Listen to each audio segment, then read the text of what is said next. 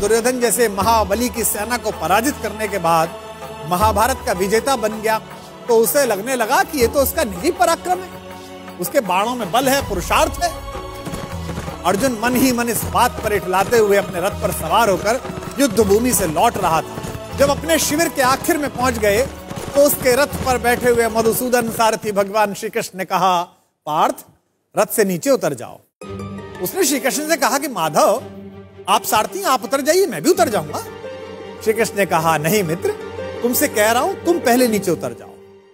जब यह विवाद थोड़ा बढ़ा तो अर्जुन के ठीक पीछे खड़े हुए धर्मराज युधिष्ठिर ने कहा, द्वारिकाधीश अगर कोई बात कह रहे हैं तो उसमें कोई संकेत है।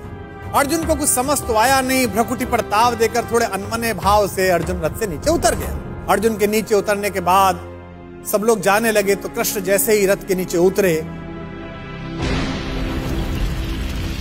रथ में एक भयंकर विस्फोट हुआ और रथ छोटे छोटे टुकड़ों में बट गया। विजय का सिंहासन सामने देख रहा था जो अर्जुन, जिसके सिर पर विजय का ताज था, उस अर्जुन ने पलट कर देखा तो माधव मुस्कुरा रहे थे और रथ जल रहा था। अब उसे यह तो समझ में आ गया कि उसके सखा श्री कृष्ण ने उसे रथ से नीचे उतरने के लिए क्यों कहा, और उसे विस्फोट का कारण अब भी समझ में नहीं आया था। अब उसने विनम्र भाव से अहंकार का तिरोहन करते हुए माधव से पूछा कि माधव, यह क्या लीला है? कृष्ण ने मुस्कुराते हुए उत्तर दिया कि पार्थ, युद्ध के इस दौरान इस रथ पर कई दिव्य शक्तियों का प्रयोग हुआ। तुम पर जिन घातक अस्त्रों का प्रयोग हुआ उसका बचा हुआ असर भी इस रथ पर था जिस पर हम सवार थे।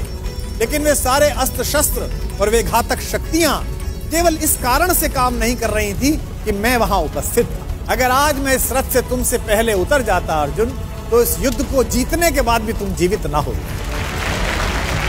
अर्जुन की आंख खुल गई। उसे यह एहसास हुआ कि विश्व की जिस सबसे बड़ी विजय को वो अपना निजी पराक्रम मान रहा है, वो केवल उसकी उपलब्धि नहीं बल्कि उसमें ईश्वर के उस अंश की सद्भावना है जिसे मधुसूदन भुवन मोहन कन्हैया कहा जाता है। ये कथा ये बताती है कि सिद्धियों के मद में खुद को इतना शक्तिशाली मत समझो कि जिन्होंने हमें सिद्धियां दी हैं उन्हीं को आप आंखें दिखाने लगो। याद रखिएगा, आपकी प्रत्येक सफलता के पीछे कृष्ण जैसे ऐसे असंख्य लोग हैं जिनकी चुपचाप और अदृश्य शुभकामनाओं के कारण आप इस विजय रथ पर सवार हुए हैं। जब भी आपको यह लगने लगे कि आपने ये ऐतिहासिक उपलब्धि स्वयं की बुद्धि शक्ति के कारण पाली है, तो बस उन लोगों के बारे में सोचिए जिनके सहयोग के बिना आपकी ये यात्रा इतनी आसान न होती।